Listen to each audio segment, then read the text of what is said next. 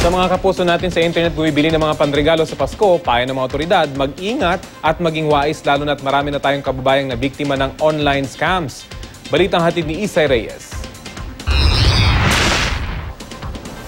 December 2011, nang magbalak bumili si Twinkle ng isang cellphone bilang Christmas gift sa sarili. Kwento niya, napukaw raw ang kanyang atensyon dahil sa maraming freebies na ino-offer sa kanya ng nakausap na babaeng entrepreneur. Kinausap niya ito at tinanong ng mga detalyeng inakala niyang makakapagpatunay na lehitimo ito. Nang makuha ang mga sagot, nagdeposito na siya ng 20,000 pesos. Di niya inakalang ang pinaghirapang pera mapupunta pala sa wala. Meron siya kasing DTI permit. Parang meron pa siyang pictures ng store niya. Meron din siyang ID. The next day, in-expect ko yung... Binigyan niya ako ng tracking number nung gabi. Tapos next day, in-expect ko na dadating. Tapos walang dumadating. Tinry ko pa siyang tawagan. Tapos hindi na nga niya sinasagot. Tapos sa Facebook, nung chinek ko, naka-block na ako.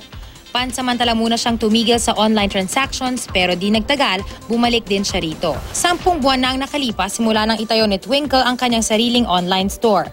Ang kanya raw karanasan ang naging inspirasyon niya sa pagnenegosyo. Ang kanya mga tinuturing na puhunan, di lang pera kundi pati na rin ang tiwala at reputasyon niya sa mga kliyente. Kung madaming legit sellers, madami din talagang bogus tsaka scammers. So, be extra careful. I-check nyo talaga. Tsaka, kung ikaw din buyer, mararamdaman mo rin naman talaga minsan kung totoo ba yon. Katulad ni Twinkle, marami ngayon ang imbes na pumunta sa mga pamilihan para mamili ng regalo, online shopping na lang ang ginagamit na paraan. Kaya't ngayon na ilang araw na lang bago ang Pasko, dapat mas maging wais sa pamimili. Hangga't maaari, wag na wag po magbibigay ng personal information na hindi talaga kailangan, especially on the walls, on the public areas of the internet. If it's a meetup, it has to be in a place that is really public and populated, di ba? And you should have a companion.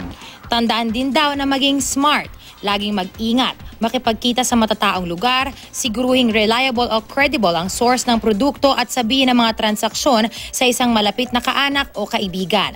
At kung nabiktima na ng online scam, agad daw pumunta sa pinakamalapit na police station para mag-report. Makipag-ugnayan sa opisina ng PNP Anti-Cybercrime Unit sa Camp Crame para malutas agad ang kaso. Mahalaga man para sa marami ang makapagbigay ng regalo ngayong Pasko, alalahanin po natin na mas importante pa rin ang maging mabuti tayo sa ating kapwa. Sa tunay na pagbibigayan at hindi sa panlalamang na ipapahiwatig ang totoong diwa ng Pasko. Isay Reyes, GMA News.